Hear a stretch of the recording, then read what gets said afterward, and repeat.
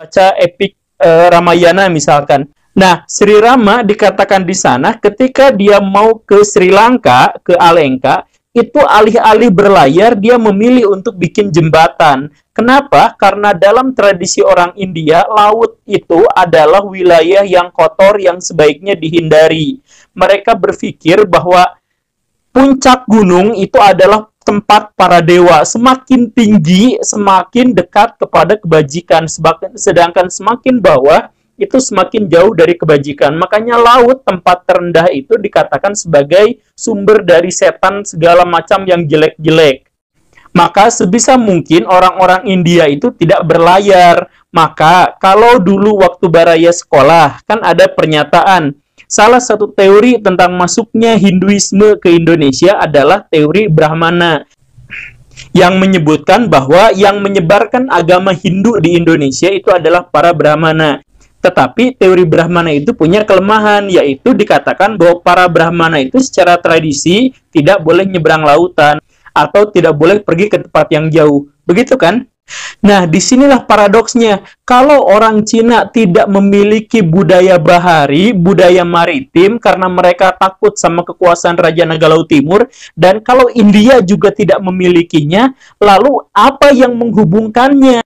Nah, orang-orang jarang sekali mempertanyakan hal ini. Guru-guru sejarah juga tidak pernah membahas hal ini. Kan ini paradoks. Ini adalah salah satu hal yang menjadi celah besar tentang betapa terpuruknya sejarah Indonesia. Orang-orang Indonesia sendiri tidak mau melihat bagaimana keagungan sejarah di masa lampau. Sebenarnya, bukan kebudayaan Nusantara itu muncul gara-gara perdagangan antara India dan Cina, tapi semangat bahari orang-orang Nusantara lah yang menghubungkan antara India dan Cina. Maka disebutlah oleh Hornell bahwa orang-orang Indonesia itu 500 tahun sebelum Masehi, mereka sudah berinteraksi dengan orang-orang India dan orang-orang Sri Lanka. Bahkan ketika Hindu belum menjadi Hindu yang kita kenal sekarang. Kalau Baraya main ke Sri Lanka, di sana ada legenda tentang orang-orang suku Naga yang berlayar dengan perahu bercadik satu. Nah, itu tidak bisa tidak, itu adalah para pelayar orang-orang Indonesia. Jadi yang sesungguhnya membangun jalur sutra versi laut itu bukan orang Cina, bukan orang India, tapi orang Indonesia yang menghubungkan kebudayaan mereka berdua. Walaupun pada akhirnya orang Indonesia menyerap tradisi, khususnya tradisi spiritual dari India. George Huraini, dia adalah seorang ahli sejarah Arab.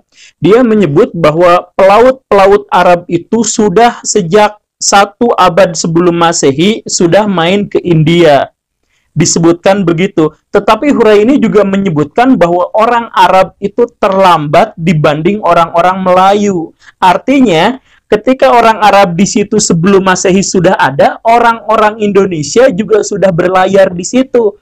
Teks bukunya saya sampaikan di sini. Lebih jauh lagi, Huraini menyebutkan bahwa bentuk kapal layar orang Indonesia adalah bentuk kapal layar yang paling berpengaruh di seluruh dunia. Kapal layar yang bisa diputar haluannya, yang layarnya bisa dinaik turunkan dengan sangat fleksibel, itu ada